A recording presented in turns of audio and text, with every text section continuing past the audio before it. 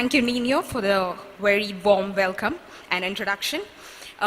Good day, everyone. It is my privilege to be here among such a distinguished panel that we are going to have up here, and among you, a very amazing audience. I hope that's what you all are going to be. I'm absolutely delighted to be the moderator for today's session on the Code of Comunidades, as the Comunidad system of Goa remains central to Goa's legal and cultural heritage. Now, as we all know, and if we don't, then we should know, that Comunidades of Goa, it's a legacy of Goa, and it is truly ancient. So long before Google could answer our questions, we had comunidades who were raising questions. And so today, we do not have Google here to answer us, rather we have a very distinguished panel of lawyers or experts in the field who will be here to answer our questions and tell us whether comunidades are still relevant, if they still matter. And they are also here to help us decode the Code of Comunidades. So without further ado, I would like to introduce the distinguished panelists for today, starting with the first panelist. And the first panelist, and I'm very honored, I would say, to introduce him since I interned under him during my college days, is Advocate Nigel da Costa Frias. He is a distinguished advocate with 26 years of active legal practice. He has appeared before the Honorable Supreme Court of India, the Honorable Bombay High Court, various district courts, National Green Tribunal, and other legal forums. His expertise spans a wide range of areas, including civil law, property law, service law, environmental law, comunidades, panchayats, and the list can go on. Advocate Nigel is renowned for his depth of knowledge, expertise, and commitment to the law. We are extremely honored to have him share his knowledge and expertise with us here today. Ladies and gentlemen, I request you all to please welcome Advocate Nigel da Costa Frias with a round of applause.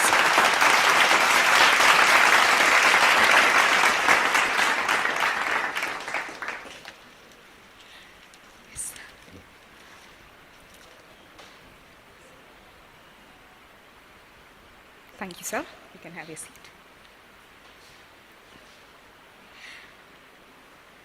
Yes. Thank you.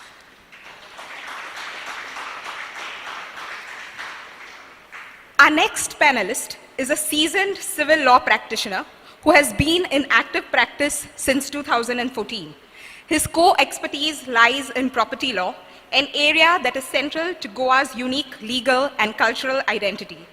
Also being well-versed in the Portuguese Civil Code and its related legislation makes him a very valuable resource in interpreting Goa's distinct legal framework.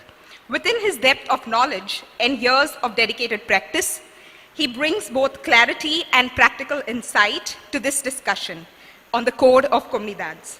Ladies and gentlemen, I would like you all to please help me in welcoming Advocate Gideon Narona, our second panelist for today's discussion.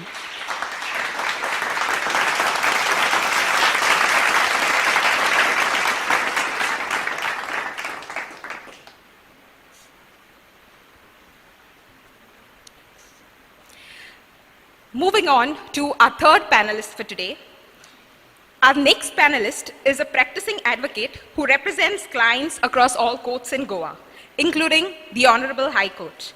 With close to 8 years of experience at the bar, he handles a wide range of legal matters.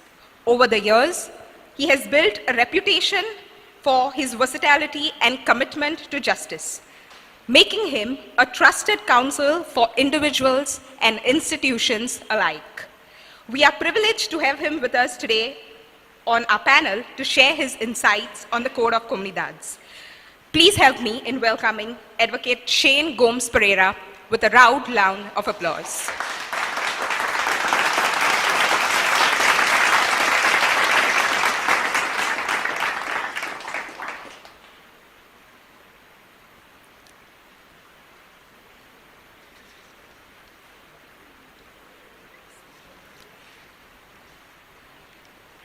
So before we dive into our discussion, I would like to briefly outline on how we will proceed with the session.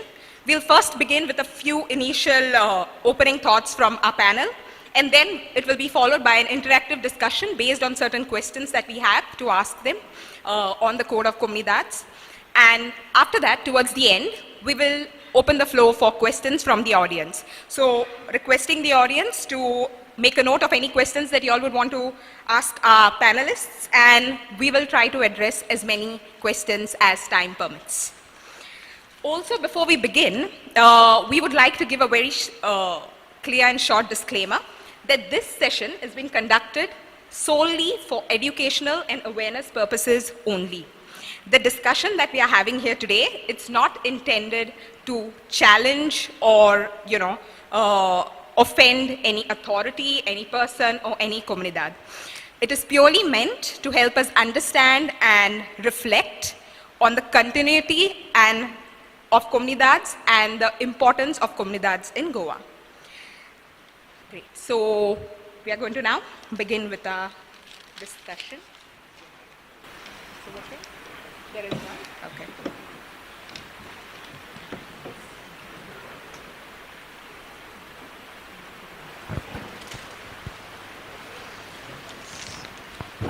Yeah. Yes. So thank you all for coming. And to start with, we've often heard, the discussions that happen nowadays. Are comunidades even relevant? Are they important? We see a lot of changes happening or changes being made to the Code of Comunidades, a lot of things like that.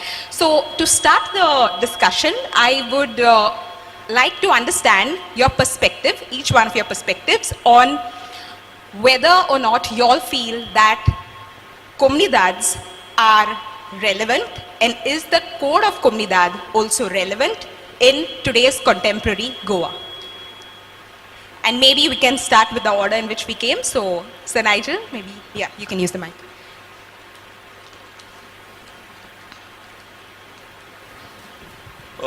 So it's a very important question nowadays because we always have this debate about the ownership and holding of land.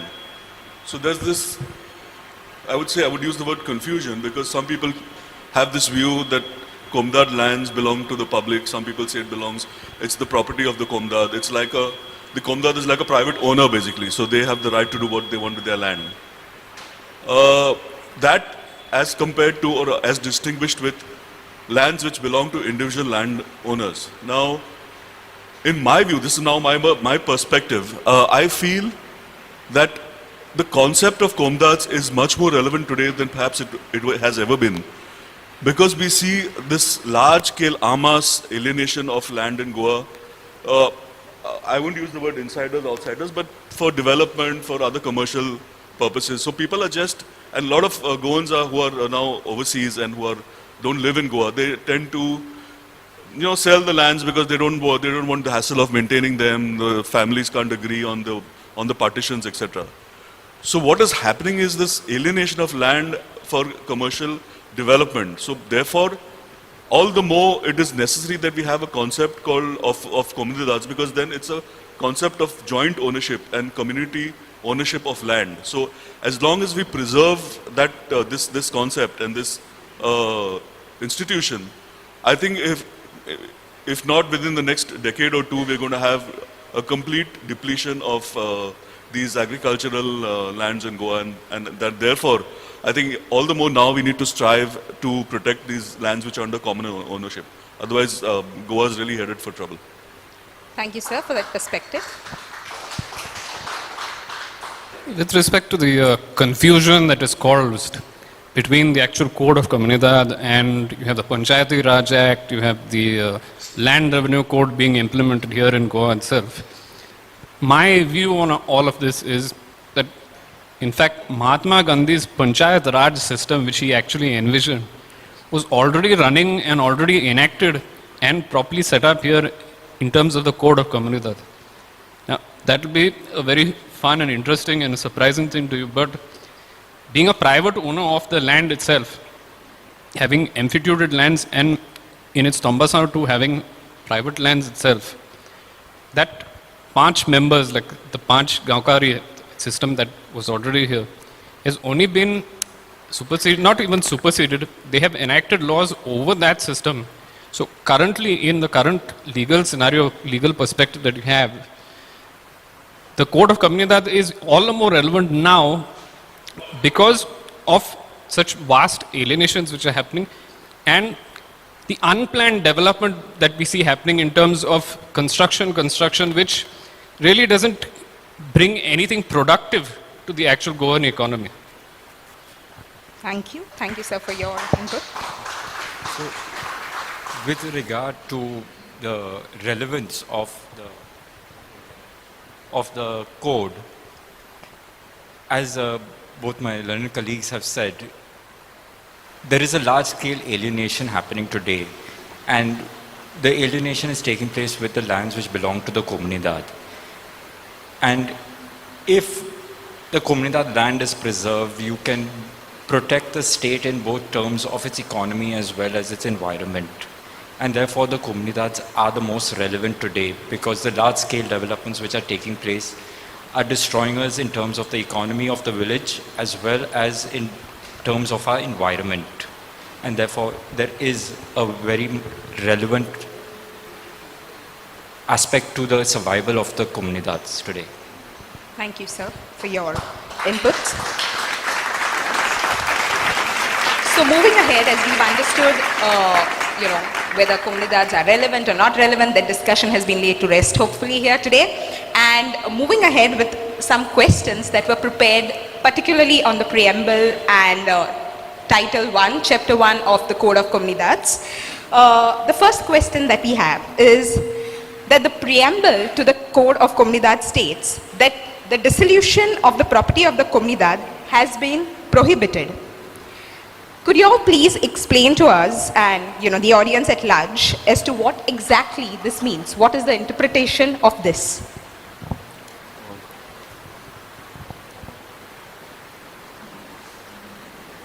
Perhaps my understanding of the question is one can't sell Comunidad lands. Yeah, the dissolution of the property of the comunidad has been prohibited. So this is what's mentioned in the preamble. So, what is the interpretation of this for a common man to understand? Interpretation would be, even if you're a grantee, as I understand it, if you've been granted a Comunidad land, you can't transfer it to any other person or you can't sell it. There's a prohibition on sale. Even if, for example, you get a long lease of a Comunidad land or your grant. There's a prohibition in you transferring that land to any third party. Even if you redeem that, there's a concept of paying 20 times the annual fee and then redeeming the grant. But you can't, there's a prohibition on you alienating or transferring the land to any other third party. And that's important because you would get the land either as a gaunkar or as a, for example, under 334A, you could even get it as a landless jonero or something. I mean, so therefore that concept of you then transferring it to a third party for commercial purposes or for as a sale, that would go against the concept of the Code of Comunidades, because that means the concept is joint and common ownership, community ownership of the land. So therefore, I think that's what it means. Basically. Okay.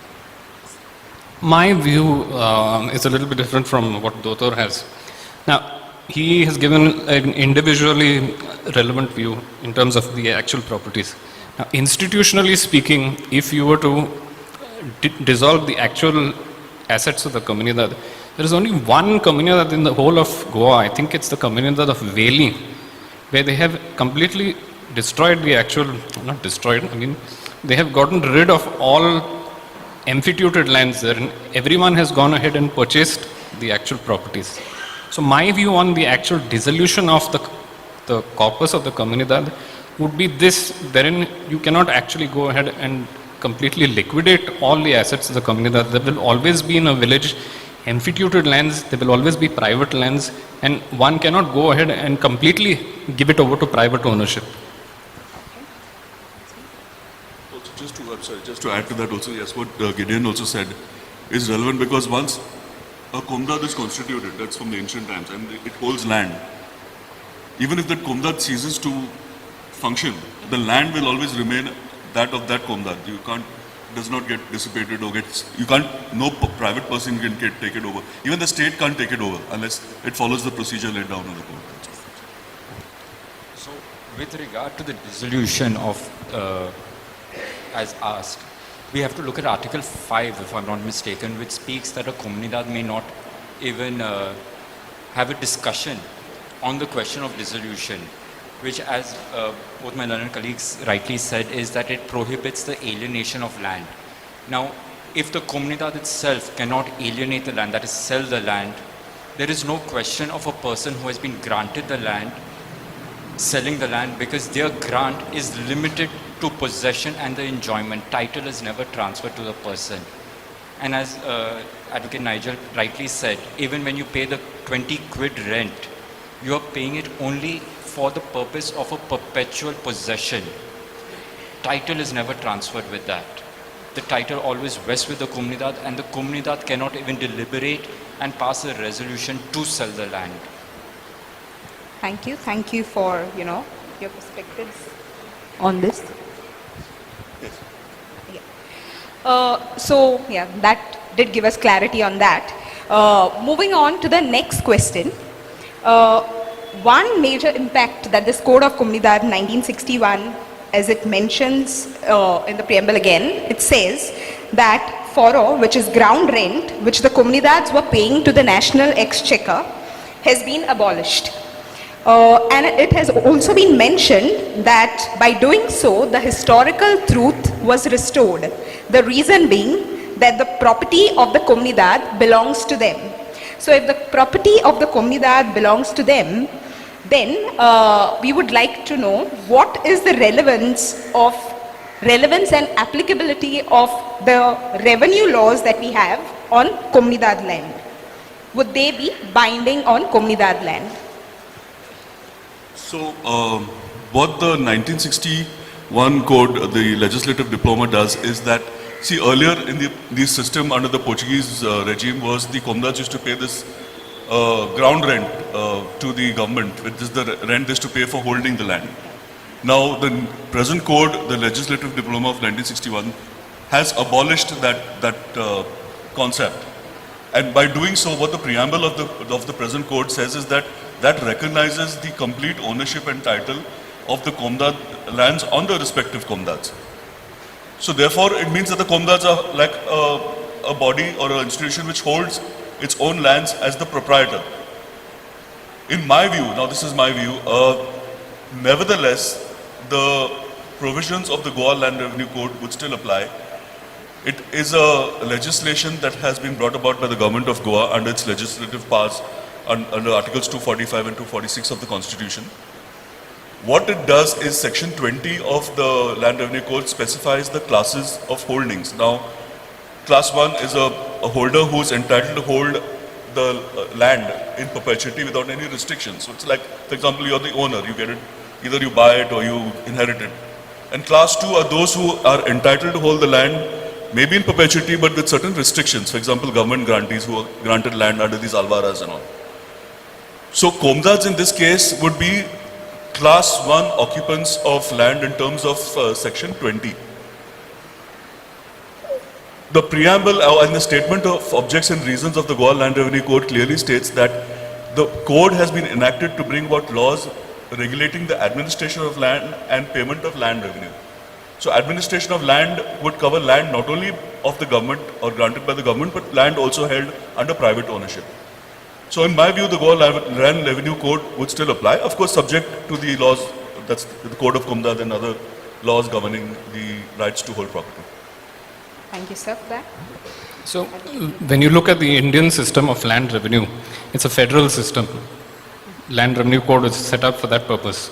As Dr. rightly said, comunidades are Class 1 occupants, but the actual leaseholders and emphyteosis holders in reality are Class 2 occupants, that is leaseholders.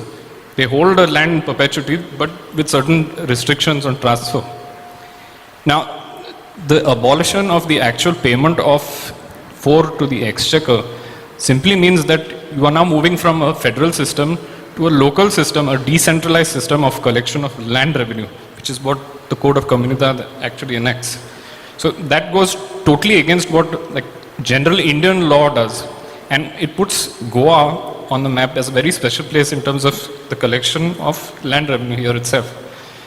That being said, there are certain laws which have been enacted which interfere with the functionings of the comunidad itself, like the land abolition of titles and abolition of zamindari, which try to do away with collection of land revenue at local sources, and the like the panchayati raj system itself, which comes up over that and then collects your house tax and everything like that, which supersedes, comes over the code of comunidad itself. So the collection of land revenue, yes, in the code of comunidad is relevant, but you have interference from these different sources.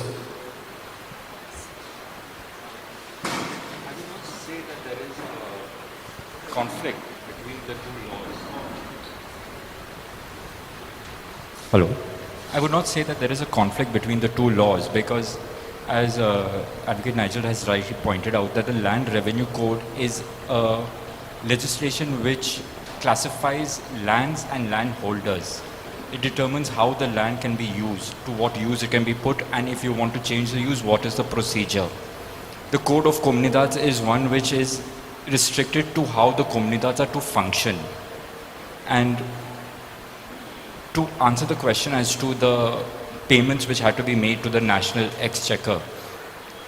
Now, under the Code of Comunidades, there is an exemption which has been granted to the comunidades from paying that. They have said they shall no longer be liable to pay it. And under the Land Revenue Code, as well, there is a provision which specifies that if there is an exemption which has been granted under any law, such lands shall be exempted from land revenue. So that comunidades are not liable to pay that revenue to the state exchequer. The provision under Land Revenue Code is section 49, if I'm not mistaken. Sorry. I just want to add to that. Now, a lot of people in Goa have this perception. I don't know, I wouldn't want to say wrong perception or right perception. They have this perception that the Land Revenue Code should not apply to Comunidad lands because these lands are not granted by the government, etc., etc. Now, if one understands the Land Revenue Code, it's not only about classifying the holders of land, it also deals with how, as Shane mentioned, how the lands are to be used and utilized. For example, if you need to convert your land from agricultural to non-agricultural purpose, you need a sanad.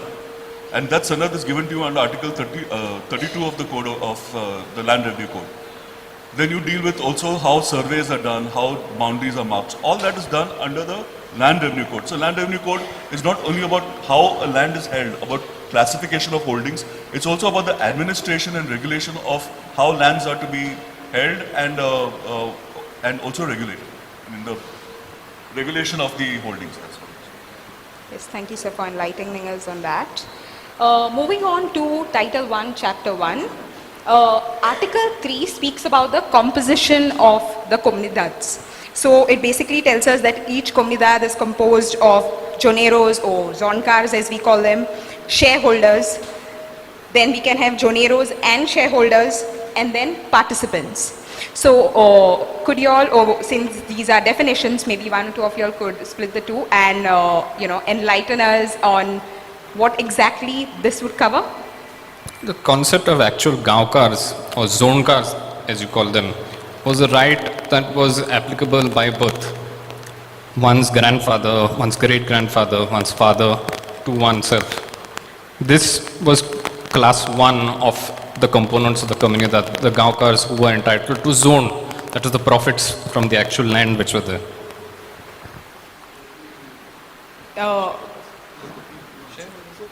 Shareholders?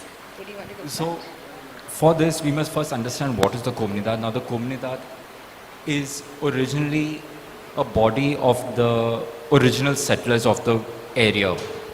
And it is them pooling the resources of the area to have the common good of the community rather than look at it in an individualistic manner.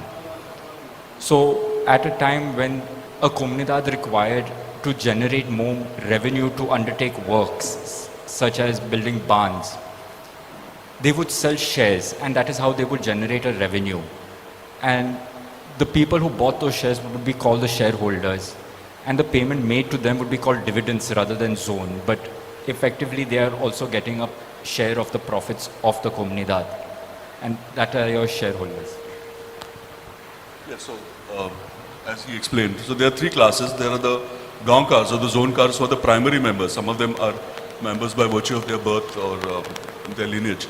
Now, there are shareholders who have purchased shares who stand on a slightly different footing. And the only distinguishing factor is Gaonkars or the Zonkars do not have share certificates. They are registered as members. The shareholders have certificates which can be transferred. If you, either you can sell them or they can be transferred by way of a testament, that you make a will and you indicate in the will who the shares are to be transferred to. So there is a subtle difference. And then we have this, the third group, which is participants. Now, I also was not clear about this. So I had discussions with some very learned people well versed in the Komdat system. And what I understand is participants are those who were invited to be to join in as components of the Komdat by virtue of their experiences in a certain field or the contribution they make towards the services they render to the Komdat. For example, certain lawyers from the legal field were called to be participants in the Komdat. So there are these three categories essentially, that's what it is. To add to that, one could only ever be a Zonkar or Gaonkar of one Comunidad, but one could be a shareholder of multiple Comunidades. So that was one restriction as far as these classes are concerned. Thanks for enlightening us. I mean, that's a lot of knowledge, a lot of new things to definitely learn. A follow-up question to that. Now that we know the components of, a Comunidad, many times we see that descendants struggle to understand if they qualify under any of these categories. So, is there any way by which they can verify, or is there any legal document or any process in place, anything particularly maybe for the younger generations to make it a bit simpler to identify if they belong to a particular comunidad and in which category they belong? So if your ancestor was a shareholder, then they should have a share certificate. And if the person whose name is mentioned in the share certificate is deceased, and you claim through inheritance from that person, you have to, like how you normally would do to claim an inheritance, you have to, if that person has not left a will, you have to have a succession deed, or in inventory proceedings, those shares have to be allotted to you. Now, if you're a Gaonkar or a Zonkar, then your name will be in the register of members, so you can visit the Komdat and verify the record. That's all. Anything that you all would want to add to it? Okay. Moving on to Article 4. Article 4 of Title 1, Chapter 1, it states that only the Zonkars and shareholders are entitled to the profits and losses of the Comunidad, and only they have the rights guaranteed and the duties imposed on members under this code. So can you enlighten us on what are some of these rights and liabilities that the code is actually speaking about? I mean, profits, we all know about zone and the benefits, the dividend that you get, but what are these rights and liabilities, and under which section in the code do we find them? Rights, and I would start with rights. So members have the rights. For example, the basic right they have is to be on the managing committee of the Komdat. So that is, the right is only of the components. You can be a president, you can be an attorney, you can contest the elections. Yeah. Only the members can participate in the deliberations of the Komdats. You are entitled to the profits and losses. There are not many liabilities, but under Article 26 of the Code of Komdats, their rights and duties are specified. Okay. And the basic rights are, you have the right to decide upon the, for example, if there's a proposed lease of Komdat land, the file has to go first to the general body. And once the general body of the Komdat approves that proposal, then it goes forward to the administrator, etc. So these are some of the rights which the members enjoy, which others don't. Now coming to the actual liabilities, one of the most powerful liabilities as far as Comunidad lands are concerned is the right to pay the remission in terms of Article 238, 239 and 240 of the Code of Comunidad. Now that would be the sole repository of liability in terms of the actual Gaonkars themselves. Also the right to redeem one's payment of annuities if they were not paid for a certain amount of time. That is also one thing that would be solely in the hands of either the Gaonkars or the shareholders.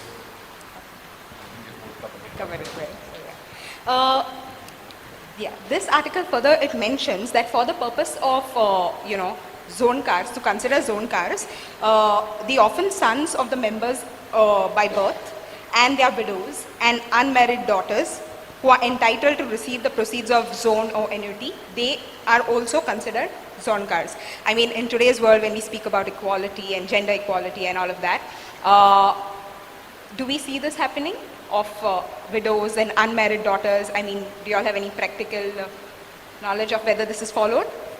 I'm sorry, I didn't get the question. Sorry, no. In addition to that question, in this section, what's mentioned is that deceased zonkar's orphan sons or his widow or unmarried daughters, if they who are entitled to receive the proceeds of zone or annuity for service or lifelong pension, then they shall also be considered as members by birth, that is zonkars. So do we see this happening? Yes, it happens in many Komdats. I mean, if the law prescribes, it has to happen. Yeah, so the procedure is that if the law prescribes it has to happen, Get themselves registered. There's a process. Yeah. You have to apply to the administrator for. And this will be like irrespective I of think, the. if I'm not mistaken, there's a gazette publication that has to be done. There's a procedure to be followed. On this. But it can happen, and it does happen also. Okay. Anything that you. So, although this is the prescribed procedure, many of you comunidades are deeply divided on the actual role of women, which, as per the law, is actually given right there. Many comunidades are deeply speculative as to how women can come, vote and all, but in terms of the actual code itself, it allows for the participation of women. That's my take on it. I only have to add to what Advocate Nigel said is that, as he rightly pointed out, is that if you have the right, you can always apply for it and follow the procedure and then claim it. But whether it happens, it all depends on whether people have sought to enforce their right or not. If people have not sought to enforce their right, then it may have never happened in recent times. So yeah, that's like a progressive step for us because we are generally told that comunidades means males and not females, so definitely needed. Coming to Article 12 of the Code of Comunidades, there it mentions that any attachment or seizure for debts of the comunidad may fall on its credits, on the net income from income or expense books, and any other profits, but never on any immovable property. While this seems clear, you can kindly explain to us, the reasons for this, and if we could use this as an inference to better understand any other articles in the code. To my understanding, the reason for this, to say that the liability for debts won't fall on the lands of the Komdas is to ensure that in my view, the reason for having this provision that the liability for the debts of the Komdads won't be on the lands of the Komdad is to ensure that the lands are never alienated. For example, you can't mortgage lands of the Komdad. I mean, so because the concept then gets defeated, common ownership. So the only other way would be to attach the produce, or the members would have to the shares, etc. But the lands can never be encumbered. That's the idea. Now, this particular article, Article 12, is an exception to the general rule of liquidation and debt recovery. In any other situation of debt recovery, be it companies, be it individual debts, or be it anything, the first charge or hold comes over a person's land. Even in execution proceedings when we have, it is lands of the person or immovable assets that are actually taken, they are attached by the court, and then they are sold in terms of public auction or otherwise. So this particular article in the Code of Comunidad is a special exception to this general law of debt recovery, wherein the actual land itself cannot be encumbered, and as we've already discussed earlier, that the actual liquidation of the comunidad is itself not possible. So if you are to ensure that the liquidation of the comunidad is not possible itself, then you have to have this special exception. As said, Article 12 prohibits the attachment of land, and what we need to understand here is that even under the Agricultural Tenancy Act, there is a prohibition to attach the tenant's land, and that is because if the person has incurred a debt and the source of income is the agriculture, you are completely destroying the person's possibility of ever having a future. And here, if you attach the lands, you are destroying the future of an entire community, because a comunidad's main source of income is its agriculture. The main land holdings are agricultural lands. So, in effect, it protects the community at large, because if you see, the debts would have originally been incurred by a managing committee without consultation of the general body. It is not necessary that the general body was consulted prior to incurring the debt. And you cannot infringe upon the rights of an entire community when only a few of the community have taken a decision. And by not attaching the lands, you are able to allow them a chance of repayment of the debt without losing their only asset. Makes sense. So, yes, thank you for that. We've come to the end of our questions that were prepared for y'all, but since we have a little bit of time, I would like to understand your perspective, and again, what is your take? Do you all feel that the current code of comunidad that we have is good as it is? Or do you all feel there are any changes or reforms that are needed? If yes, then what? I feel the code is good as it is, but the language used sometimes can be a little archaic. You know, it has to be brought a little in tune with modern times so people easily understand. You see, for example, Article 12, etc. There are a lot of concepts which, as the way it is worded, are difficult for a common man to understand. So that's the first thing that needs to be done. I'm not saying redraw the code, but the provisions need to be brought a little, upstep in keeping with the changing times. I also feel probably there could be, instead of introducing provisions which one can easily do away with comunidad lands, you need to have a little more stringent provisions which protect these lands, where the managing committees cannot divest the comunidades very easily of their lands. Sometimes they just issue NOCs and they try to. So little more stringent provisions as far as protection of the lands of the comunidades I feel is necessary. Thank you, sir. I feel there is a provision within the code itself, if it's reversed, actually helps in actual protection of the land itself. Okay. If one were to look at Article 5, is it?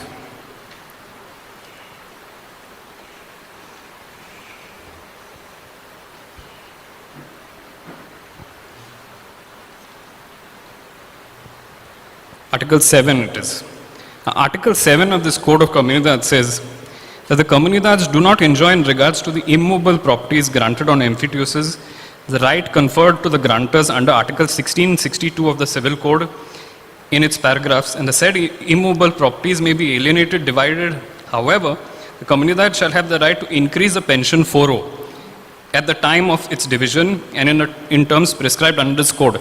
Now, what Article 1662 of the actual Portuguese Civil Code says, Article 1662 Clause 7, that was a very devastating weapon in the hands of the Comunidades formally before the 1933 iteration of the Code of Comunidades itself, where if one were to partition these actual emphyteuted lands and divide them without the actual permission of the Comunidad, the fore that would be paid for each of the pieces of these lands would be equal to the entire land which was actually given on emphyteuses.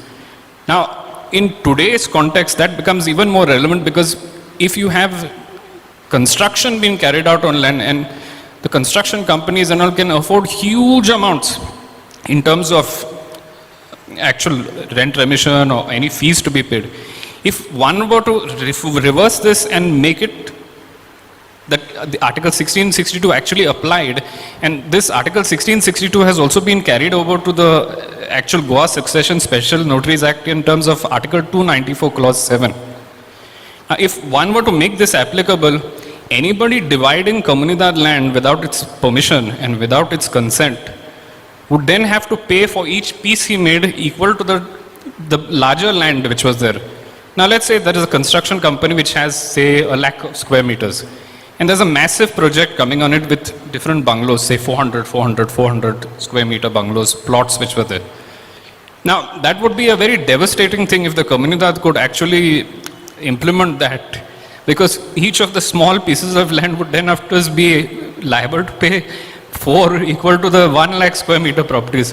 Now, the remission on an average for 300 or 400 square meter land itself is somewhere in the range of, say, 20 to 30 lakhs. Imagine what a 1 lakh square meter property would actually have. So that is a devastating provision if you had that reversed. So, if I was to consider making a change to the code, it would only be with regard to a time frame within which the administrator has to respond to requests made by the comunidad, and making it easier for comunidades to reclaim their lands, because currently the procedure is quite tedious and the administrators many a times do not cooperate with the comunidades. So you, as our state had enacted a time-bound services act, within the code we need to make a provision where the administrator has to respond within a time-bound manner. Time-bound manner. That's the yes, I agree. Thanks for that. Since we finished with the planned and scheduled questions, we now are open for questions from the audience. Just a few things to keep in mind. In case anyone has a question, please raise your hand. The mic will be brought to you. And also, in the interest of time, we would request you all to please keep the questions brief and to the point so that we can answer as many as we can. Anyone who has a question? Yep. Regarding the tenancy, when is the declaration of the tenants and then afterward they go for the purchasing. After the purchasing, the Mamladar issue, you cannot transfer and give deed and all that. But there is no clause that particular land have not taken from the Comunidad. After many years, even the deputy collector saying your name is not there in particular, did not belong to you. And to keep the record, we have to keep the record for many years. Order of that tenancy. That file tomorrow is a missing like. So what is the provision? We can add one name that is the land is taken from that from the Comunidad. In that transfer, there is a line transfer and you cannot and give deed, or neither you can make a sell deed. So we can add that name of the Comunidad in that column. Can do something about that. If it's under the Agricultural Tenancy Act, Yes. then the purchase certificate will itself mention who was the landlord. Yes. So that record is always there. And if 1 it and is, 14, I'm talking about and if 1 it's and in the form 1 and 14, then once the purchase certificate is issued, the landlord's name will be bracketed. So the bracketed entry should be there in the record. Now they are deleting. Now they are deleting. They Okay. are not keeping any entry in that now at the present state Perhaps, by yeah. the Mamladar. We can add something at least in the name of the Comunidad in that column. No, under the can do something. present format, it is not possible, as I understand it. But perhaps some register could be maintained under the Tenancy Act. Otherwise, to what indicate, happens? yes. Every member, new committees coming, and they are not keeping any record of Yes, that. you would need a amendment in the land revenue rules, Yes. the survey rules to happen. Thank you. Then Hello. next, yeah. Hello. Okay. My question is to everybody, the managing committees as well as the general body, and most of all to our legal panel, advocates and legal luminaries. We are on the cusp of a very difficult situation. The lands belonging to the Comunidad have been put up for regularization, and we all need to take a stand on this. So I would request everyone here to give their say and how do we go about it all together. Because this is a point where the involvement of each and every component of the Comunidad is necessary. Thank you. Yeah, we understand, sir, but I would like an answer from the panel. See, in terms of what you've actually said, yes, we are on the cusp of actual existential crisis here. Now, an example not to follow and not to do is what Karambali Comunidad has done there, because they have just for the sake of it, gone to challenge that law itself. If one were to challenge the actual act, would have to come up in the process itself and then challenge it as violative of part of the statutes of the Code of Comunidad, and not go immediately and go to challenge it just for the sake of publicity, I may add. So I had given an opinion that as far as this new regularization bill is concerned with regard to the Comunidades, is that one cannot. Now we have just, as we had gone through the Q&A session earlier, the Comunidades are the owners of their own land. So for example, if I own a land and the government wants to then regularize an illegal construction or an illegal encroachment on my land, they need my consent. So similarly, they would need the consent of the Komdad. Now there's a provision in that bill which says that it has to first go to the Komdad, and if the Komdad does not give its consent, then there's a right of appeal provided to authorized officer. That concept itself militates against the Code of Komdads and the constitutional right under Article 300A of the Constitution, which says that a person has the right to hold his property and cannot be divested of the property without following the due process of law. So according to me, the only other way the government can regularize these encroachments by bypassing the Komdad is by acquiring the land. But otherwise, they cannot force a Komdad, even by virtue of an appellate provision, force the Komdads to agree to the regularization. That's my view, and I would advise many Komdads who had come to me to challenge the enactment the moment it is assented to by the governor and notified. See, the actual provisions that are being violated or being militated by that actual bill and the act which it has now become are Articles 371 to 399 of the Code of Comunidades, which prescribe a very specific process by which Comunidades themselves go against encroachment and actually regularize encroachment, and it is up to the managing committee to follow those. So some bill coming over that and actually having implications of actually wiping out that is actually illegal. So you cannot make one law and have it come over another law this way. So to challenge it, actually one would have to follow the process. I'm not saying it is not wise to actually go and challenge it, but challenge it in the actual process, not challenge it plain that way. Well, I'm of the opinion that we would require to challenge the amendment because, as it has been rightly pointed out, that the government is seeking to usurp the right of the Comunidad and decide to regularize a structure, an illegal structure on Comunidad land. And further, with this amendment, that regularization, they are trying to say amounts to a sale of the land, which either way is prohibited by the code. And how can the government decide to sell land which does not belong to it? It is completely contrary to the very tenets of law. The next question. I have a clear picture here. Government acquires the land for a specific purpose, and he puts on the notification for the specific purpose.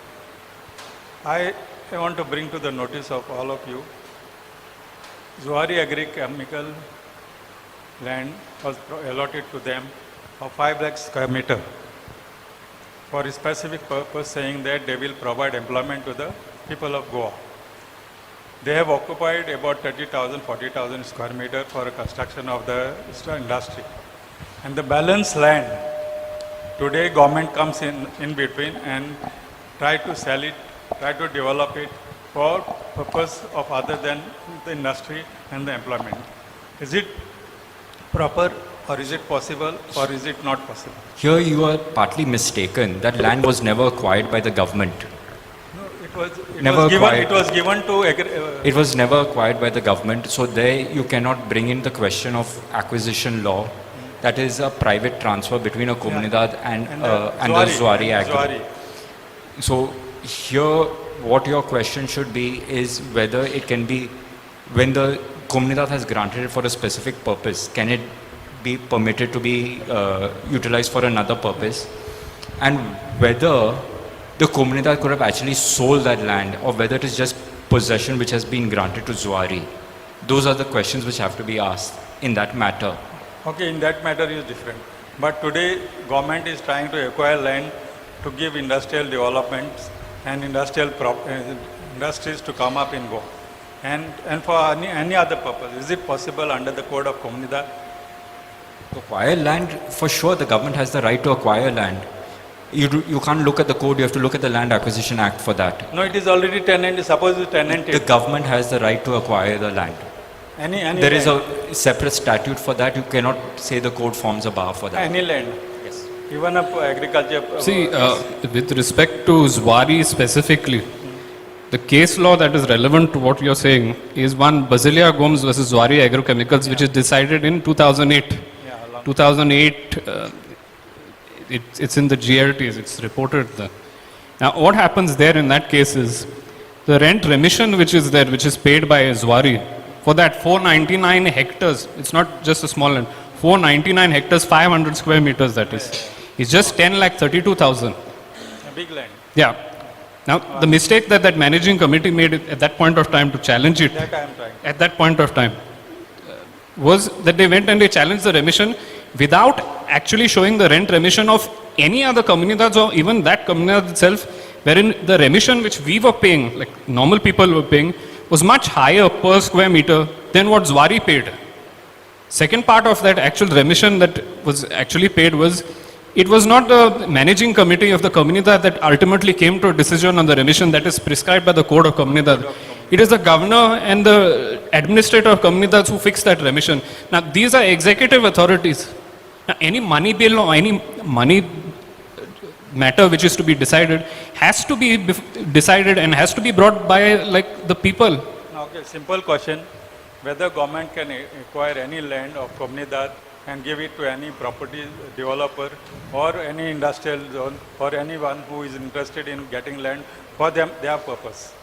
See, government can acquire lands if it requires it for certain public purposes. That cannot be fettered because the government, sometimes it does it vindictively, sometimes it does it benevolently. Private- in terms of private- yes, private. private lands. Now, in terms of actual like setting up of the IT park, that has been a hot topic of contention. Now, the government is looking at different areas wherein there is large enough land to actually take it. Now, there are certain lands which are held by private properties, which are private parties, which are actually fraud. And there, these lands are actually taken or they are stolen from the actual comunidad. Now, the government is turning a total blind eye to this. Now, if one were to actually challenge the acquisition of the land, one in that village would have to show which actual land was there to that size, or one wherein the title to that land was faultily taken, and then say reallot it or take that land over in terms of, instead of actual comunidad land.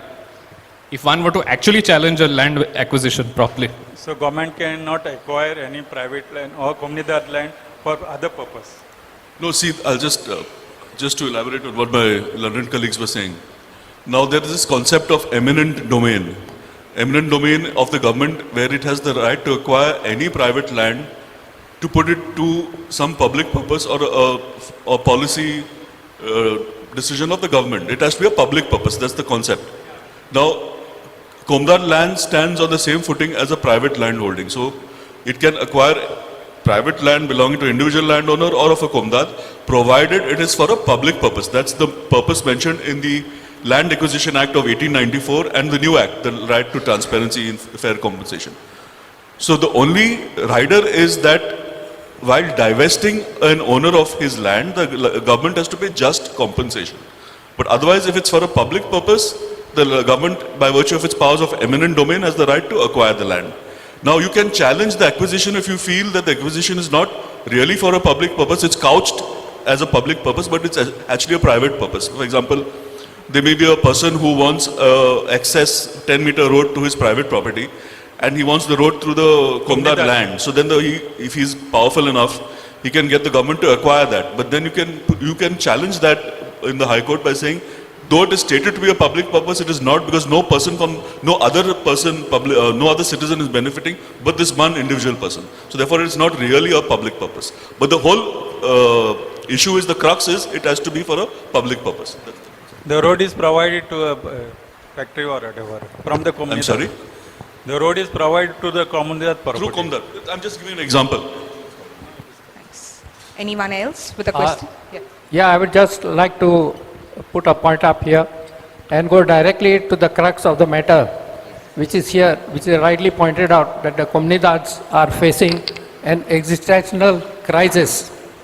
Now my point is, when this new legislation is being brought out, 39 by the Legislative Assembly, it is directly ultra vires the Article 14 of the Constitution, which provides that all citizens should be seen and treated equally.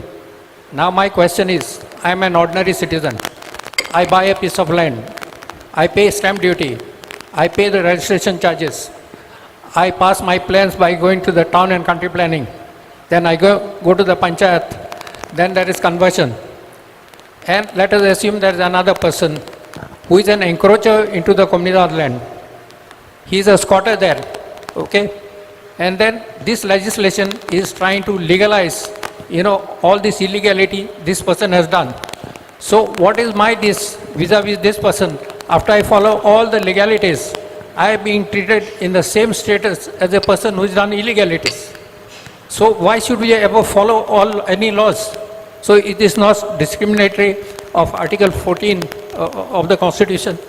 Secondly, this will open the floodgates, for everybody to come and be a squatter on Comunidad land, waiting for an opportunity that some amnesty will be given to you at a later date. And this will be the end of the Comunidades. My second question is, Comunidad land, the Agricultural Land Tenancy Act 1974 provides a concept which is known as deemed owner.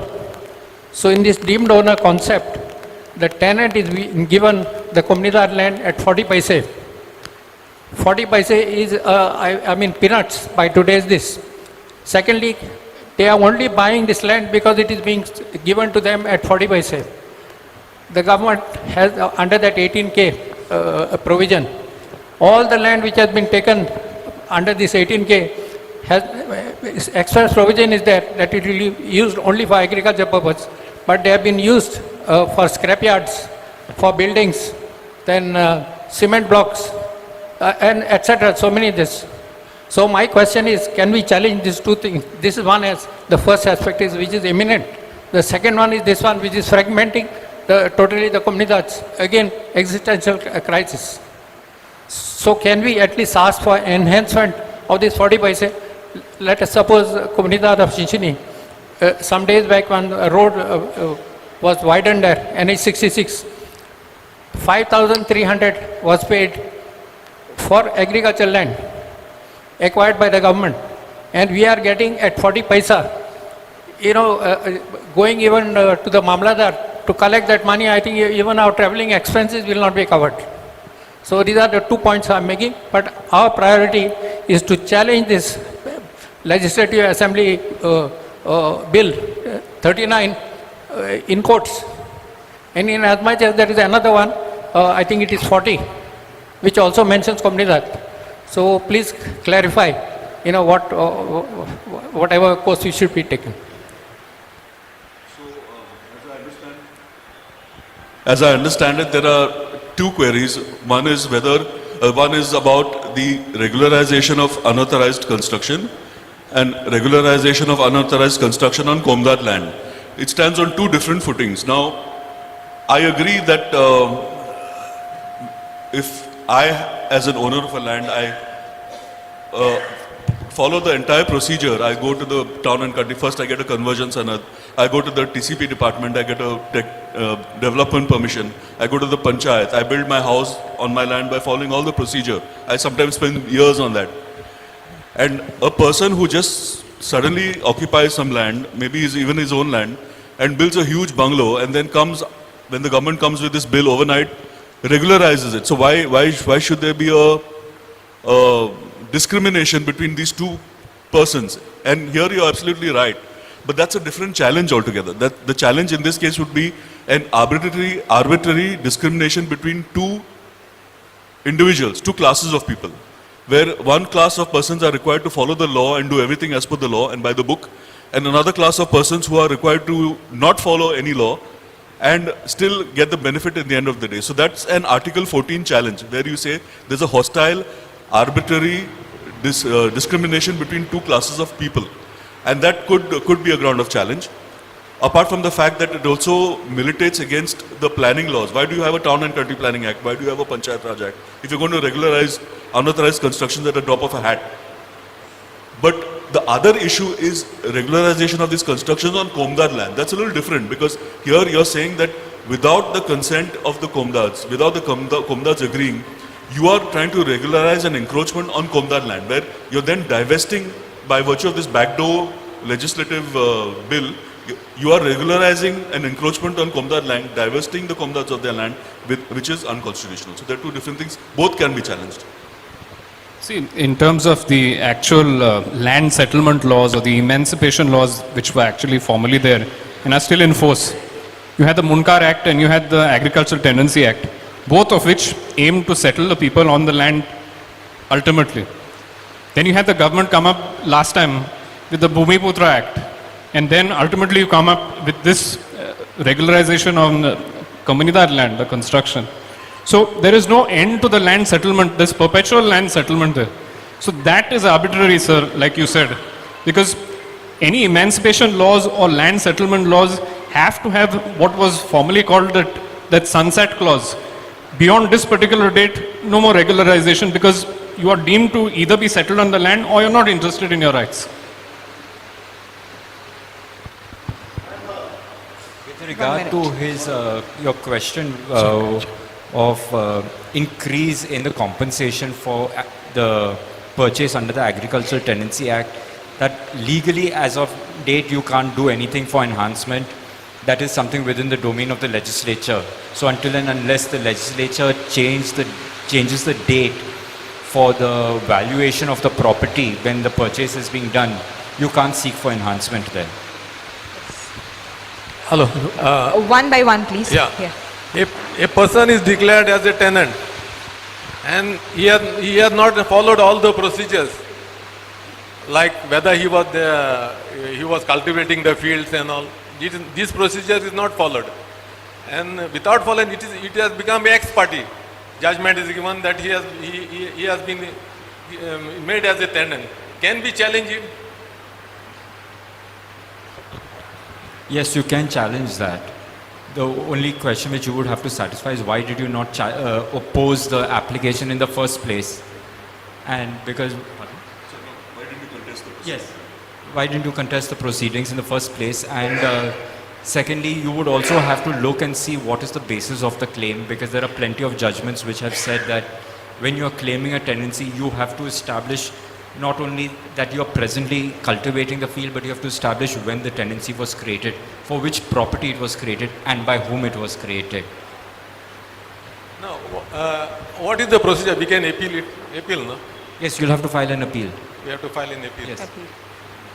I hope that answers your question. Moving on to the next. Okay. Okay. Hello, yeah. I just had a question. A lot of the Comunidad land is agricultural, and I've noticed that there's a lot of land around where I live in Parra, where the fields are not being used at all. They're just lying vacant for a long time. So when I started doing farming on my private farm, a few of my neighbors who have Comunidad land have offered, because they're seeing that my land was just barren before, but now it's become like a forest, and a lot of fruit trees and vegetables and all. So they've offered me individually if I can lease their land and use it, because they want it to be used and just lying vacant. Is that possible, and what is the process? Can it be legally leased for 5 years or 10 years or something like that? It's Comunidad and they're the tenants. I suppose you could apply to the Comunidad for lease of the land in your favor, for cultivation. Hello. Yes. Recently, some Comunidades got together and they have filed the petition to the governor. Suppose we all Comunidad petition to the High Court regarding the illegal houses by migrant workers, regularization of the Comunidad land. Is a good case for us to file in the High Court so that all the Comunidades can take managing committee decision or general body decision? Kindly say. If you belong to a Comunidad, then there are illegal encroachments on your Comunidad land, which the government now wants to regularize by virtue of this new amendment. You can certainly challenge it and get a stay on that process. Yes. In the High Court. Secondly, for the interim period until you challenge the amendment, you can pass general body resolutions to oppose the regularization, because under this amendment it is the attorney alone who has to give the consent. Attorney alone. So if the general body passes a resolution that will supersede the attorney's authority? My question is regarding Article 4, which Advocate Giselle brought up as a question. Like considering unmarried daughters, widows, orphans to be considered as members of the comunidad. I see that it's not happening anyway. Also, for the last comunidad convention, the issue of giving rights to the girl daughters of the Gaonkars, that also was discussed. Can the panelists or anybody enlighten us what is the progress on that front? Personally, I'm not sure about the progress, but I'm sure you can follow it up legally by ensuring that it happens with your respective communals. I'm sorry, I'm not aware of how far that has progressed as far as. Morning. I'm president of Nerul Comunidad, and I would like to know if migrants can buy shares from shareholders, especially rich builders who come, they even pester us, offering huge amounts of money to buy a share in each comunidad. Is it possible? A share can be bought by anybody. You need not be Goan or a component of any comunidad to be entitled. Like I said earlier, the shares were sold when the comunidad required money. You have to compare it to how a company is. There is no bar for a particular kind of person to buy a share in a company. This is just a much older form than a company selling shares. Can it be prevented? Pardon? Can some amendment be made to prevent this? Because they are eyeing the land for huge construction for building purpose. So, amendment again is within the domain of the legislature. If the legislature wants, they can amend. The only way a comunidad can protect itself from such a thing is to seek to rebuy the shares back from the shareholders. And that way the comunidad becomes the holder of the share again. Just one point I would like to make. In the light of Jagpal Singh case, much of this discussion which is taking place in terms of illegalities on Comunidad land in particular had already got agitated before the Supreme Court in 2011. I'm sure you are aware about this. And there is a solemn affirmation made before the Supreme Court by the state of Goa, by the Chief Secretary, then Chief Secretary, that all these illegalities would be contained and eventually removed. So, is there no case for any contempt of court against the state for dereliction of its duty? See, one of the actual grounds of challenge of the actual legislation which has come up for regularization is that you've made a law specifically to go against a Supreme Court judgment, which is not possible. So, in terms purely of contempt, no. But in terms of actual challenge of a law on this basis, that it goes against a well-established judgment, yes. Contempt is only if there is a very specific undertaking, a very specific direction which is given, and it is expressly violated.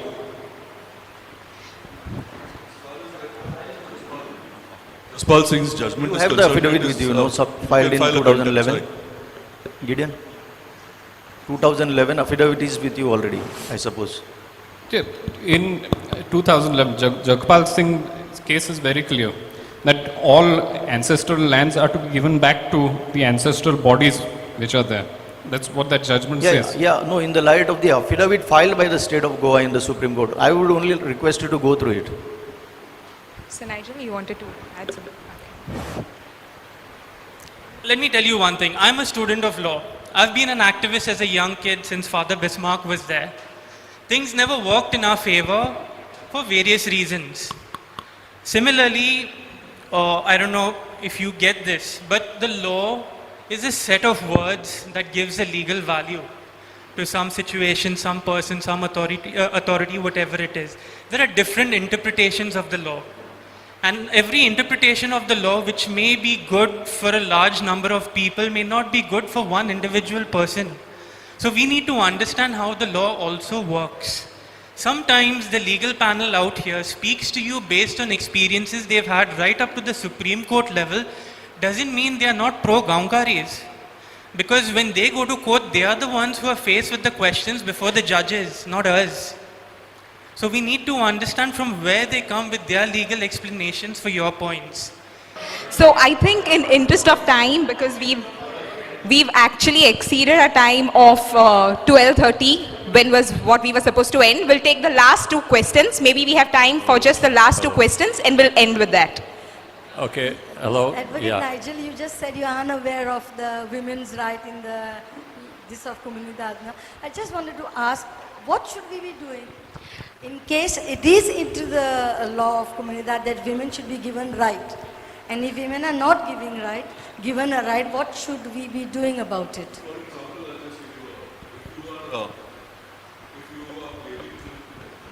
No, so just put it on. If you're claiming, if one is claiming as a widow of a Gaunkar or Zonkar, and you're not getting your dues, dividends, whatever, because the Comunidad is not acting on your application, there's a process by which you can apply to the administrator and then take it forward to the tribunal in appeal. So there's the legal procedure you can follow under the code by challenging the inaction or action of the Comunidad on this. So you have to take recourse to your legal remedy under the code. Now, in terms of actual shareholding, like if you look at the old inventories which are there at the archives, 1920s, 30s, very promptly people used to put the shares of the Comunidad as the assets there also. So not only Gaunkar, even the shares could actually be allotted. Even shares. So I don't see that happening now currently in inventories. People are only interested in properties, not in shares of the Comunidad. So Advocate Nigel spoke of actual Gaunkari. I'm speaking about actual shareholding, which I don't see happening and not being put in actual inventories. That is another way you can ensure your rights.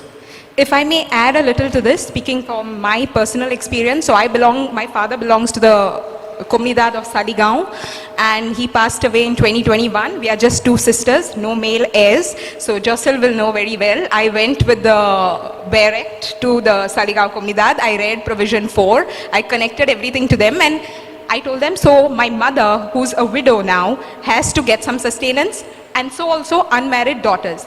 The Saligaon Comunidad has, successfully, and thank you to them, they have provided for my mother and my older sister, not me because I'm the younger one. So they told me till your sister's married, she's going to get sustenance, but you won't get. I don't know, maybe I'll have to go again to meet them. I really don't know. But yeah, if we go and we speak, we can definitely start there because some Comunidads are open to understanding. Yes. The last question maybe for the session. Excuse me, yeah. Hello? Can I? Someone behind? Okay. Yeah? Yes. After him. Okay. Excuse me. Yeah. Okay, my question is about this alienation. You say that it is 100% not inalienable. No? I mean, Comunidad property cannot be alienated. But on the other hand, there is something called perpetual alienation, perpetual emphyteusis. That is almost like alienation, no? Okay, second aspect is, it appears to me that this clause happens more in violation than in observation. Because I myself live in a foreign property in Margaon, Borda. We have made plots and happily sold. And also I was told that in case of sale, a certain percentage has to be paid to the Comunidad. So this is contradictory to the clause of no alienation. And the fourth one is now, if all the properties in a village belong to the Comunidad, how come there are private properties? Where do they come from? Without alienation? See, I think you're very familiar with the old archives documents that are there. Now, one could transfer the dominio util in terms of Article 1653, 1654 of the Portuguese Civil Code. Now let's look at property practically. One would hold property as an asset, one could fall sick, one could have n number of problems, one would be in debt, whatever. And one would need to transfer it, not alienate it, one would need to transfer it for the purpose of getting out of one's hard times. So back then, as it is now, one could transfer the lease, the perpetual lease to somebody, via a document. But one would have to specify that we are transferring the lease and not selling out the total rights, which is the wrong steps which are now being taken. Wherein Comunidad property is taken, the 1 and 14 form only is relied on. None of the reference is given to the old documents. And instead of transferring just the lease, full title transfer is being done, which is wrong. Now, if one were to pay the remission fully, and one were to merge those two domains, dominio util and dominio deret, one would still have to say that I'm transferring over the use of the land that is being given to me by the comunidad, which again is not happening. What about these private properties? Where do they come from? If the whole village belongs to Comunidad, unless there was alienation, they cannot be private properties. See, certain properties were there which originally, let's say for example, the houses which people lived on, which were private properties. Certain fields which were there were originally private properties. They come in Tombasao 2. Tombasao 1 are the properties which are given on emphyteuses, which are lease. And those for which the rent is fully remitted in Tombasao 1, there's a procedure under the Code of Comunidades to transfer them over to Tombasao 2, which is where all those private properties come from. Now, certain comunidades have their maps very well mapped out. Like, for example, Luis was saying that the comunidad of Moira has its map completely full. And they are so confident, in fact, that instead of even DSLR, they have their maps in the central library, if you would have me tell you. So the private properties come from those aspects. One is where the remission is paid. Two is genuine private properties, which one would have to see in the inscription description and the archives. And three is this transfer of, like, merging both the domains. That's where the private properties in the maps are. So I partly disagree with my learned colleague's opinion. I don't believe that private properties emerged from paying the complete remissions to the comunidades. So we have to understand that land holdings have traversed many centuries and laws have changed over time. And kings could always claim lands for themselves, unlike the laws today which put certain restrictions upon the state from claiming lands from private holders. Kings had no such restrictions, so they could always claim such lands and grant it to private holders. There could have been, in the beginning itself, private holders who refused to contribute towards the community holding. Because at the end of the day, the formation all depended on the community. So people, how that came, you will have to look specifically at individual cases, the documentation. You can't have a general view for all private holdings. Yes. Because also you have to take one thing into consideration, that even when the Portuguese came, the Portuguese confiscated a lot of lands. Such lands were then auctioned off. Granted auction. Yeah. Hi, just a short question. Yes, please. Comunidad, are there comunidad lands in every village? Most of the villages have. Okay, so if you have bought property and you have bought it with proper, proper documents and everything, and it is, they say it is Alvara land, but it has been sold from one party to the other. No mention of a lease, maybe in the previous documents. For many years, then who does it belong to? There's no mention about Comunidad, but it's mentioned as originally as Alvara land. So is it now no longer Alvara since it has been sold for so many years? Who is the owner? If it is Alvara land, it's not Comunidad. It would be Alvara granted by the erstwhile Portuguese government under a decree. So if it has So been you sold have to now, you have to see the terms and conditions of the decree.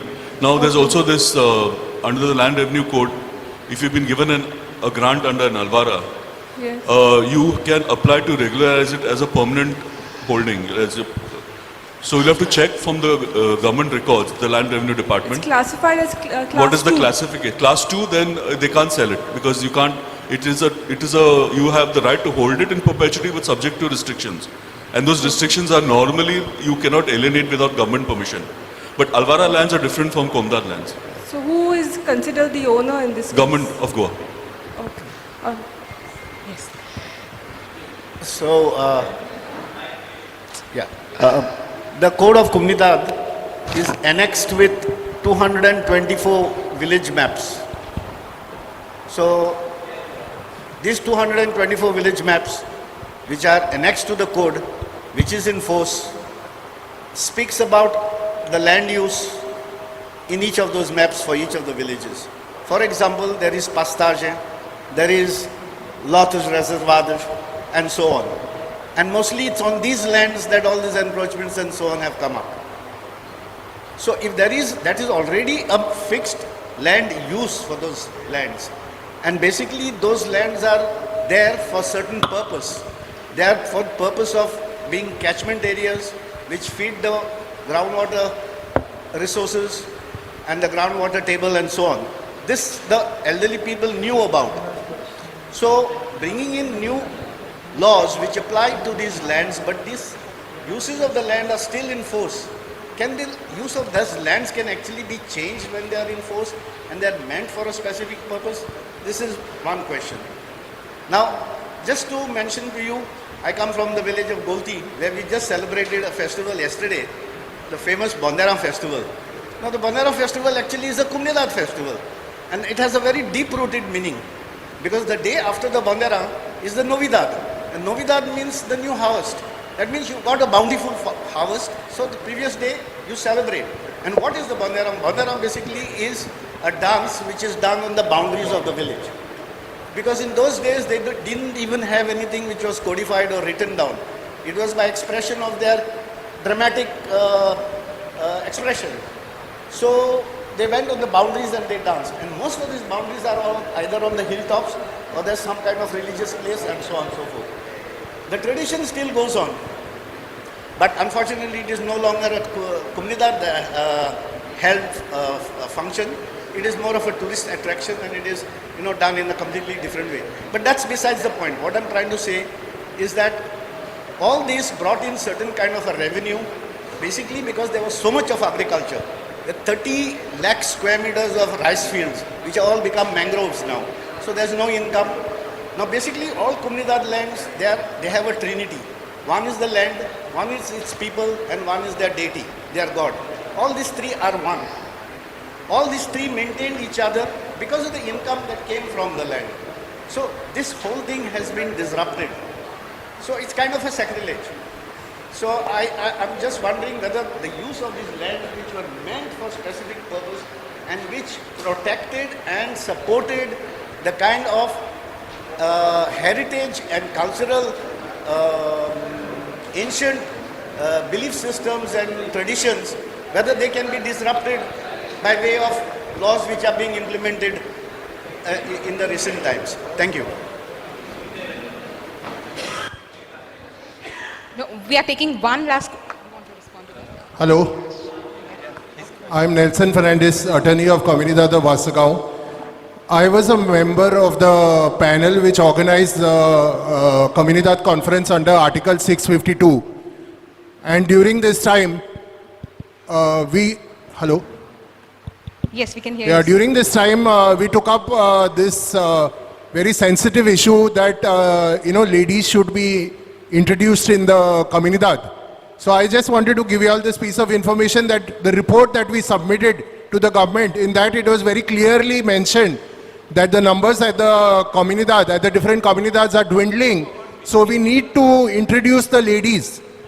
But the government was, the government was ready. In fact, our Undersecretary, Sandeep Jakes, he said that we are ready. But there were some people in the audience itself, and particularly one person who, made very derogatory remarks, saying that the place of the lady should be in the kitchen. Okay, so I want a general awareness to be created amongst the Comunidades. All the husbands and the sons of the ladies who aspire to be classified as Gaonkars or specific Comunidades have to first create a ruckus in their house and convince their husbands and their sons to bring it up. Only then this will happen. I truly believe that any change that happens from within. We cannot ever expect it to happen from outside. So I want all the ladies here and all the ladies at home also to go and please convince their husbands that they should somehow bring the ladies inside. We are faced with a reality and an existential issue where our very existence is under cloud now, and for that we have to make sure that our ladies come in. That is our point of view. Comunidad of Vasagaon has already started by giving out zone to our ladies and this thing, but somehow I expect this to take a better turn in the future. Having said that, the second point is that we are citizens of a sovereign democratic republic country. And there is an old school of thought in the Comunidad that the Code of Comunidad existed much before the invasion of Goa that was done by the Indian government to annex Goa into its fold. I want to know that most of this old school of thought says that none of the laws of the Indian Union apply to us because we have our own special separate law, that is the Code of Comunidad. I want the panel to once and for all put this argument to rest that all the land reform, the Agricultural Tenancy Act, the Land Revenue Code, all these, are they applicable to the Comunidades or no? And the answer has to be a very emphatic yes or no, because a whole lot of discussions keep happening on those groups where we are told that, you don't have to respect the panchayat, you don't have to respect the revenue code, the mamledars are ultra virus to the Code of Comunidad. So I want to know what is the reality. Thank you. First and foremost, we need to clap for the Comunidad of Asagaon for giving importance to ladies and ensuring that they have their rights under the code. I think, madam, you've got your answer there to that question. Now, as far as it's Comunidad of Asagaon, right? If I'm not mistaken. Yes. Yeah. Now, as far as the second question is whether, and this is a debated question, as I said, and learned senior lawyer has raised this challenge multiple times in the High Court, if I'm not mistaken, even in the Supreme Court, and it has been repelled, unfortunately for him. And my answer, now the question is whether the land revenue law, the tenancy laws, etc. would apply to the Comunidades. My answer is emphatically yes, because these are laws brought in by the state government in exercise of its legislative powers given under the Constitution of India. Now, if we are a state bound by the Constitution of India, and these are laws enacted by the state of Goa in exercise of its legislative powers under Articles 245 and 246. In fact, the powers of the state to make laws are prescribed in the 7th schedule in the list 2. And in list 2, laws with regard to land, etc. are given, the powers to enact laws with regard to land, etc. are given to the states. If the state has enacted these laws, everyone is bound by them, including the Comunidades. You can't say the Comunidades are a separate entity altogether and no law would apply to them. That goes against the basic constitutional provision. So therefore, my answer is an emphatic yes, these laws have to apply. And unless your argument is that the Comunidad is in a different state altogether, that can't be accepted, that goes against the constitution. Yes. One last question, please. Check, one. Hello? Hello? Yes. Hello? No, sir, please, 1 minute. With respect to what Asagaon Comunidad has said also is, there must be a synergy in the application of all laws, be it Comunidad, be it Panchayat, be it agriculture tenancy, be it even the land revenue code. There has to be a synergy in everything. The problem with there being a synergy in terms of actual implementation of the agricultural tenancy is many people with amphitheated lands have, instead of putting the Comunidad's name as the occupant class 1, have gone and put their own names. Today, many of the Comunidad's lands are being taken away on agricultural tenancy, not because the Comunidad has made party to it, but because private people have illegally gone and put their names, and tenants who were there otherwise as cultivators have now gone and taken them on tenancy without even making the Comunidad party. So yes, the Code of Comunidad and all the other laws will apply to Comunidad's lands itself, but the implementation of those laws in synergy is a problem. Okay, check, one. I'm the president of Comunidad of Asagaon. Well, I thought that we would discuss about the issue, a very hot and boiling issue of regularization of illegal construction on Comunidad land. But however, this discussion has not taken to my expectation. I just want to know from the experts as to how you will advise us to go about this very important issue which we are facing about regularization of illegal construction. Do you want the Comunidades alone to file a writ petition, or together we should file a writ petition? I want the experts to throw some advice on this, please.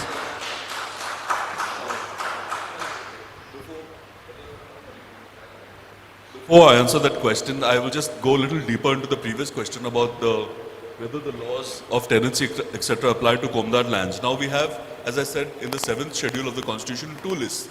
List 1 deals with the powers and the items under which the Parliament has the power to enact laws, and List 2 deals with the powers of legislative competence of the states. Now, item number 17 in List 2 speaks of land, that is to say rights in and over land, land tenures including relation of landlord and tenant, and the collection of rents, transfer and alienation of agricultural land, land improvement and agricultural loans, colonization. These are powers with regard to which the state can make laws. So for state, government has made a particular law and exercise of these powers conferred, then that law is binding on everyone, including the Komdars. Now to answer the second question, could you please repeat the question? Well, we have the very important and a major issue concerning the Comunidades, that is regularization of illegal construction on Comunidad land. How we will go about with this major issue? Do you want the individual Comunidades to file a writ petition, or jointly can we file a writ petition? It could be either. It could be individual Komdars who are aggrieved, or a number of Komdars together. It's a choice. It doesn't make any difference. Which is the best option do you have? Individuals or if it's a number of Komdars together, it has much more strength, right? So that more Komdars are aggrieved by this law. Yeah. Okay. Thank you so much. I have a small question regarding documents of the Comunidad, which are in the archives of the administrator of Central Zone. Most of the documents are not properly maintained.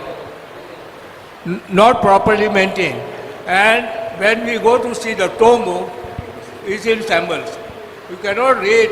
Many times it is that building was dilapidated and water had gone in, and all documents cannot be read. In that there are tomb, planta, auction of the Comunidad land. And this is now not possible to locate in the documents. Now how we can go to check those documents?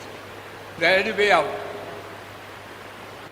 Okay, if you don't have the tombo, and I've faced this problem in multiple situations, if you don't have the tombo, or the people who've usurped the land have destroyed the tombo, let's take for example, then what you have to do in that situation is, you have to fall back on the old inscription descriptions of the land of the village, piece together the entire land, east, west, north, south, east, west, north, south, recreate the entire picture, and then prove with respect to the land, the plan now there, which land lies where exactly. Because when it comes to civil suits, just the tombo and just the new survey plan are not good enough to prove your title. You have to look at the old inscription descriptions to see whether it is inscribed in favor of the Comunidad, or two, if the lands were originally given out by the Comunidad, then the files of those are in the actual archives, and at the back of the files generally there is a map which is there, which one can use. But if you cannot find the tombo whatsoever, then you have to fall back on the inscription descriptions. You are right, sir. I also went to the cadastral plan, the survey department. There also the plan is half there, half not there. So there was some trick between olden times, I think, or I don't know. Some Badkars has mishandled all this. So how to locate that? Let's say that the tombo or the map for that particular location is destroyed. Let's say you cannot find it anymore, or it is torn, it is tattered, or whatever. Then you have to find the inscription or description entry on the north saying that you're south, on the south saying you're the north, on the west saying you're the east, and on the east saying you're the west, all for proving that you're in between. That is one method of doing it. And those must be taken, overlaid by a surveyor on the new map, and if there are any natural landforms, like say for example drains, slopes, or different natural landforms or natural barriers there, then one would be able to prove it in terms of that. Thank you. My second question is regarding Code of Comunidad. the Code of Comunidades was translated, I don't know the proper date, but that code and some words in the new Code of Comunidades and Code of Comunidades, words are little differ.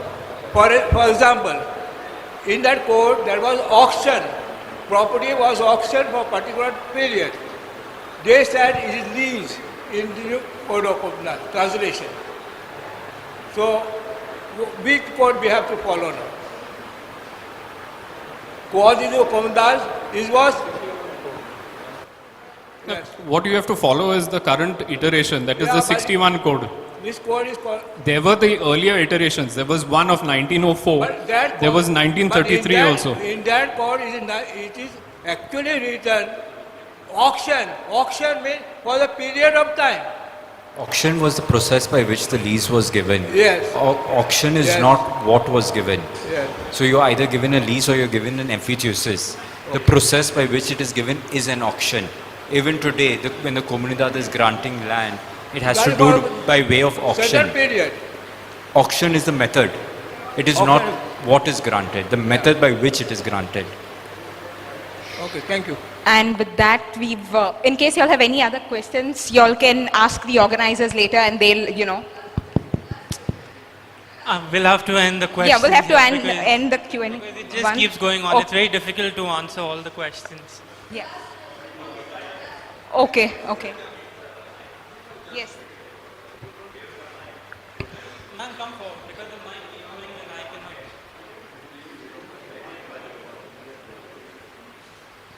Thank you.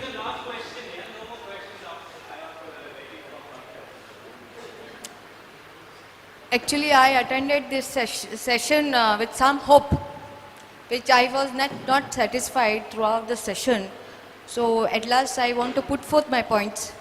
I don't know how you all can help me out. The very last point, which one of my brother he said, is regarding translation of Códigos dos Comunidad. This year we have an High Court order in which Vikas Sonu Kandolkar versus State, it was dated 6th August 2025, which says Code of Comunidad, which is there in Portuguese, cannot be translated. I have the order in my hand. So this is one part. To just answer that part, the Code of Comunidades was officially translated in 2012. Yeah, but it is... in pursuance to a High Court direction. Yeah, but So this year- order has not taken that into consideration.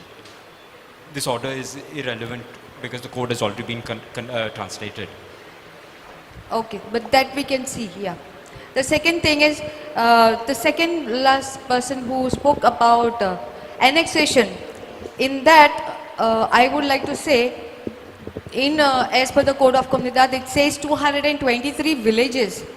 Now, what has happened in villages like Form 1 and 14 shows part by part the land of Comunidad. And even the village map, which is supposed to be full Comunidad, most of the land is gone as private, right? So that is a big problem. In that, what is happening now is that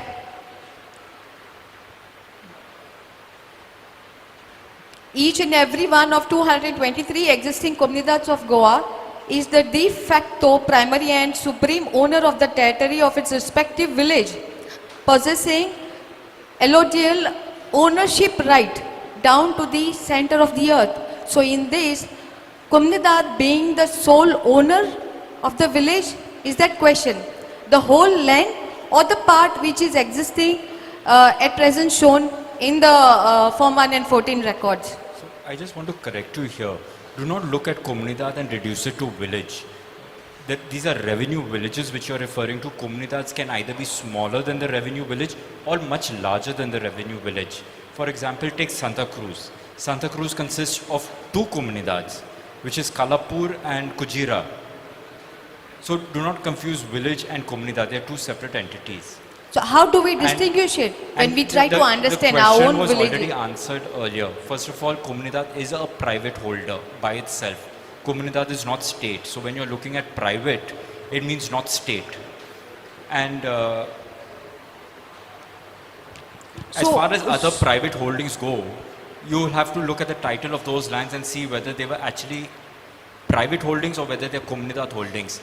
But the general presumption you can take is that the majority of the land at the very least belongs to the comunidad of that area.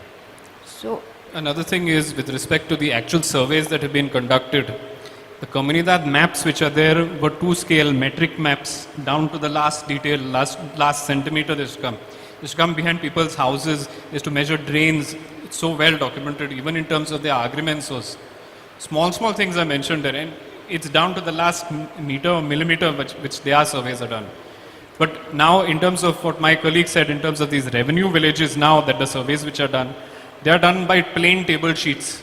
Correct. And plain table sheets are done based on 25 square meter pieces. Now, in the rush to fill up all the plain table sheets for one revenue village, certain areas or certain details have been missed out, or certain areas have been magnified or wrongly stated. Like if you look at wells nowadays, you'll see a 5 by 5 square meter, wherein it may be just 3 meters, or it may be 9 meters, it may be more. So in a plain table sheet survey, it creates errors, whereas Comunidad maps, when you find and you try to overlay, there will always be a difference between those. So in this, there are some findings which have been done, and I'll just read it out to you. The Constitution of India does not foresee the existence of the private Comunidad villages of Goa, but only government revenue villages, a Commonwealth concept under British law. So in that case, none of the Comunidad villages of Goa are government revenue villages, as they are not held by the respective Comunidad by virtue of land grant from any ruler, state or government to claim the state landlordism over the territory belonging to any of the 223 Comunidades of Goa, Comunidad villages of Goa. Likewise, no citizen in any Comunidad village ever held land by grant from any ruler or the state government. I'll just interrupt you here. What you are speaking right now paramounts to secession, which means you're trying to break away from the state and say the laws of India do not apply to us because Yes. we are Comunidad. Because Wait. If you try to claim to be a sovereign by yourself, you're doing an illegal act. Because you're But trying to say, how- I am seceding from the state of India. I'm not a part. I will make my laws by myself. But then, You're moving beyond a landowner. so how is that we are directly taking a Comunidad and linking it? Where there has been You are trying no- to say, I will govern myself. No other law will govern me. That is basically what you have said. What a Comunidad is a holder of land. Now we can always make the argument to say that originally it was a sovereign within a sovereign. Yes. But even then, it was bound by the laws of the superior state. It was functioning as a suzerain. So you are still bound by the laws of the state. You cannot say the constitution doesn't apply to Comunidad lands. Yes. Even now, Because there is no grant. Now I'll tell you, in See, addition to that. Even if I hold land, private land, it is not granted by the state. Yes. If it is granted by the state, it is then an alvara. But it doesn't mean that I am not bound by the law of the state. The law of the state shall still apply to you. What you're saying is illegal. So it's contrary to law. Yes, exactly. This is what we have to understand. Why? Because now see, now in Parliament's assembly session, people are demanding for Pogo bill. Now see, how do we define Goans? The Gaonkaris of Goa are the Goans original, I'll tell you one which thing. becomes a I'll contrary. take that argument even further because the original Goans are not even the Gaonkars which are sitting in this room. If we go to that argument, it is endless. And all of us will also have to leave this state. So we can't go into that argument. This is not the forum to go into that argument. What they're trying to do in that is not good. Protect your Comunidad and you will protect the state. So in that, to protect our Comunidad, we are already an independent body. So then Revenue Code is trying to dilute everything. And the people who are there as a migrant are claiming ownership. See, laws function in different spheres. Do not try to overlap them where they do not overlap. You must first understand how the laws function, what are their particular roles, and only then can you say that they dilute. The Code of Comunidades is merely for the administration purposes of the Comunidades. Land revenue codes traverses far beyond just comunidades. There are many more things in the state than comunidades alone. So we cannot say that it dilutes or does anything. We need lands for the general public to follow, laws for the general public to follow. We can't just say do away because we have comunidades. But then who are the general public? Now what if you look at Satari and all, where the Ranes control the talukas? The Ranes decimated the comunidades. So there are no comunidades there today. At least majority of the comunidades are gone. So what do you do there? So how do we fight this battle? The battle is that itself. Because until and unless we don't fight this, our identity is gone. Now the migrant who is coming and settling in Goa says, I have all the documents. He says that I'm the Goenkar. Now the government... And that's what they are demanding. The government is able to do what it's doing with regard to regularization because comunidades have slept over their rights for decades. If the comunidades were vigilant and took action at the appropriate time, the government would not have been in a position to make such a law. So we need to fight it now. It's You all high need to time. start Yes, we are fighting ready. it. We are ready. If you all support us, we are And ready to get this done. Our very presence here shows that we support this cause. No, we've actually run out of time, sir. Actually run out of time, and no, we need to wind up. We need to wind up.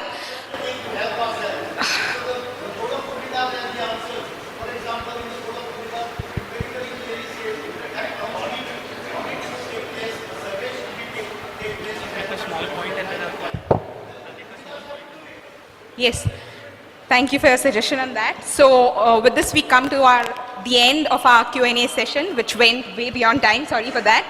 On behalf of everyone here, I would like to sincerely thank our panelists for sharing their knowledge, insights, and expertise on the Code of Comunidades with us. Please don't leave the room.